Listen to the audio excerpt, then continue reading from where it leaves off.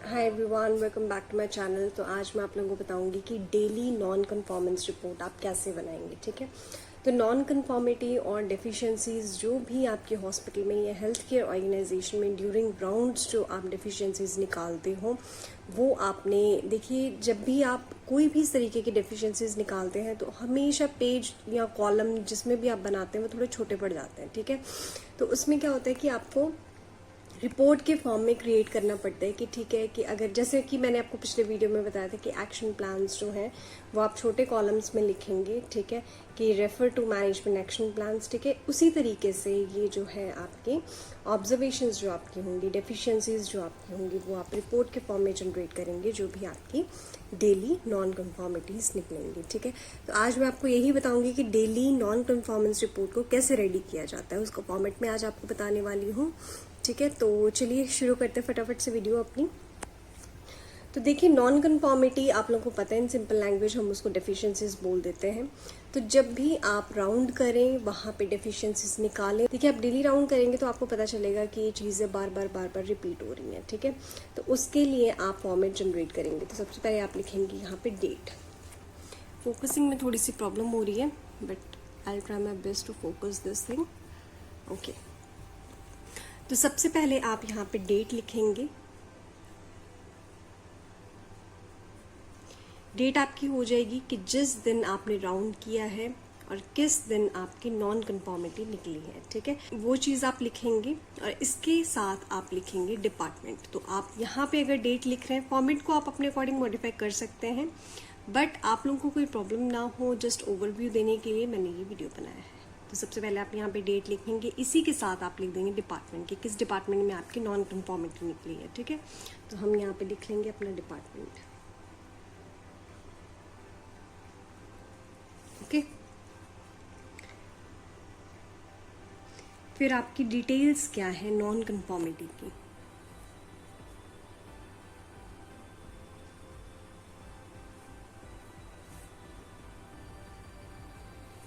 NCR means non conformance report. आपकी daily जो details हैं वो आप यहाँ पे नोट डाउन करेंगे। जैसे कि मान के चलिए, आपने देखा कि आपके जो बायोमेडिकल वेस्ट मैनेजमेंट का जो बिन है वो हाफ से ज़्यादा फिल हो चुका है, बट किसी ने उसको खाली नहीं किया है।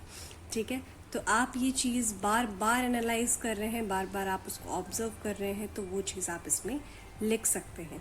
ये जस्ट मैं आपको एक एग्जाम्पल बता रही हूँ। ठीक है, ऐसे कई सारी चीज़ें हैं जो आप जब भी राउंड करेंगे तो डेफिशिएंसीज ऑब्वियसली आपकी निकलेंगी। तो आप डिटेल्स देंगे यहाँ पे, उसके बाद आप लिखेंगे रूट कॉज क्या है इस नॉन कन्फॉर्मिटी का। ठीक है, तो यहाँ पे आप काफ़ी सारी स्पेस छोड़ देंगे। उसके बाद क्योंकि डिटेल्स है तो ऑब्वियसली आपको बहुत अच्छे से इसकी डिटेलिंग लिखनी पड़ेगी। जैसे कि मैंने आपको स्टार्टिंग में बताया था कि मैंने लॉन्ड्री ऑडिट में refer to management action plans बताए थे, उसी तरीके से आपको उसमें तो जस्ट छोटा सा ही लिखेंगे, बट इनमें आप पूरी कंप्लीट डिटेल्स देंगे। ठीक है, इसकी रेफरेंस देंगे आप अपने दूसरे फॉर्म में, चेकलिस्ट फॉर्म में, जिसमें आप टिक करेंगे। ठीक है, उसमें रेफरेंस देंगे कि ये जो रिपोर्ट है वो हमने साथ में अटैच कर दी है। ठीक है, उसके बाद आप लिखेंगे रूट कॉज। ठीक है, यहाँ पे आप अपना कि देखिए, रूट कॉज का मतलब क्या होता है, किसी भी चीज की जड़ तक जाना। ठीक है, तो ये डेफिशिएंसीज का ओरिजिन कहाँ है, कहाँ से जनरेट हुई है, कौन कौन इसमें इन्वॉल्व था, किस दिन इन्वॉल्व था, आई मीन डेट और टाइम क्या था, ये सारी चीजें आप इसमें लिखेंगे रूट कॉज में। तो बेसिकली रूट कॉज का मतलब होता है किसी भी डेफिशिएंसीज की जड़ तक पहुंचना। तो ऑब्वियसली आप इसमें डिटेल्स के साथ साथ इसका रूट कॉज भी करेंगे। ठीक है, तो रूट कॉज के लिए भी आप काफी सारी जगह छोड़ देंगे। उसके बाद आप लिखेंगे टारगेट डेट। चाहे तो आप इसके नीचे लिख सकते हैं, अगर आपका रूट कॉज यहाँ पे ही फिनिश हो जाता है तो आप यहाँ पे टारगेट डेट, रिस्पॉन्सिबल पर्सन, ये सारी चीजें यहाँ पे मेंशन कर सकते हैं। तो रूट कॉज के साथ साथ आप यहाँ पे करेक्टिव और प्रिवेंटिव एक्शन भी लिखेंगे, उसके बाद उसकी टारगेट डेट लिखेंगे, देन रिस्पॉन्सिबिलिटी किसकी थी और क्लोजर वेरिफिकेशन क्या थी, दैट मीन्स उसका फॉलो अप आपने कैसे किया, उसकी सारी आप डिटेल्स देंगे। तो यहाँ पे करेक्टिव और प्रिवेंटिव एक्शन की डिटेल्स, देन यहाँ पे आप टारगेट डेट लिखेंगे, चाहो तो आप यहाँ पे भी लिख सकते हैं जैसे कि मैंने अभी बताया। उसके बाद रिस्पॉन्सिबिलिटी, देन आप लिखेंगे closure verification, that means follow up. ठीक है, तो अब मैं आपको ये पूरा फॉर्मेट एक फॉर्म के फॉर्म में जनरेट करके बताती हूँ। ठीक है, तो हमारा जो फॉर्म है वो बन के रेडी हो चुका है। ये कुछ इस तरीके से दिखेगा।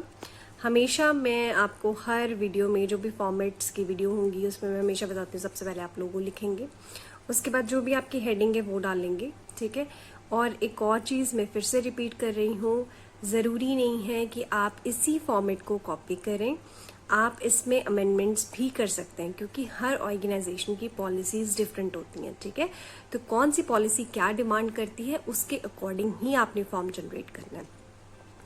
तो जस्ट मैं आपको ओवरव्यू बता रही हूँ ताकि आप लोगों को सोचने की ज़रूरत ना पड़े, और जस्ट ओवरव्यू लेने के बाद आप अपना फॉर्म जो है वो खुद जनरेट कर सकते हैं। ठीक है, तो डेली नॉन कन्फॉर्मेंस रिपोर्ट आप लिखेंगे, या कोई भी जो आप फॉर्मेट जनरेट करें उसका नाम लिखेंगे। देन आप यहाँ पे डेट डालेंगे, कौन से डिपार्टमेंट में ये डेफिशिएंसीज रेज हुई है वो आप यहाँ पे लिखेंगे। Then details of NCR. ठीक है, यहाँ पे एरो मैंने लगाया है डिटेल डिस्क्रिप्शन के लिए कि आप इसमें डिटेल डिस्क्रिप्शन देंगे। फॉर्म ज़्यादा बड़ा ना हो इसलिए मैंने इतनी सी लाइन में ही कवर कर दिया। ठीक है, उसके बाद आप रूट कॉज लिखेंगे, इसमें भी आप डिटेलिंग देंगे।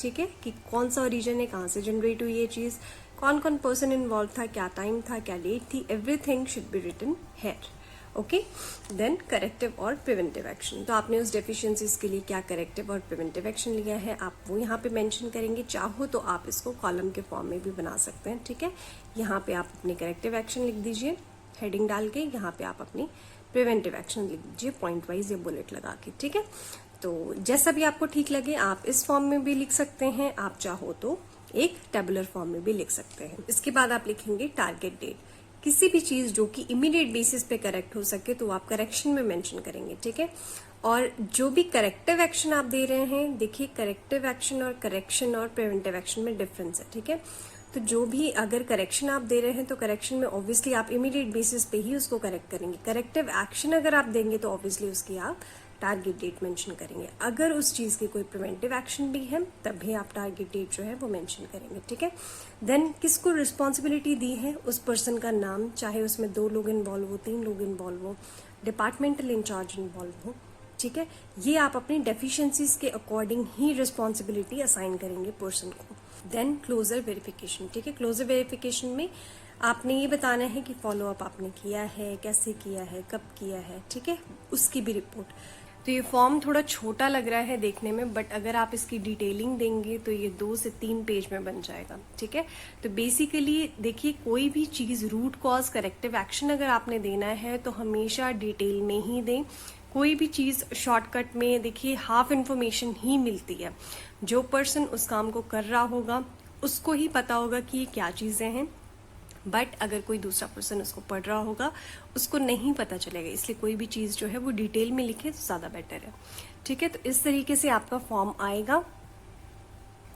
ये छोटा छोटा अभी लग रहा है, बट जब आप इसको लिखना शुरू करेंगे या वर्ड फॉर्मेट में भी आप क्रिएट करेंगे तो ये बहुत ज़्यादा बड़ा बन जाएगा। ठीक है, तो इस तरीके से मैंने आपको ओवरव्यू बता दिया कि आपकी डेली नॉन कन्फॉर्मेंस रिपोर्ट जो है इस तरीके से रेडी की जाएगी। ठीक है, तो गाइस उम्मीद करती हूँ कि आपको आज की वीडियो पसंद आई होगी। अगर पसंद आई है, इन्फॉर्मेटिव लगी है तो प्लीज़ लाइक और शेयर करें और सब्सक्राइब करें मेरे चैनल को, क्योंकि इस तरीके की वीडियोस आपको इस चैनल पे मिलती रहेंगी।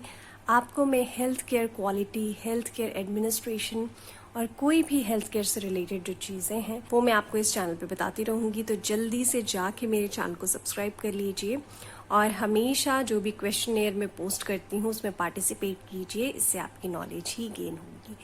ठीक है, तो मैं मिलती हूँ आपसे नेक्स्ट वीडियो में। Till then bye bye, take care and stay safe.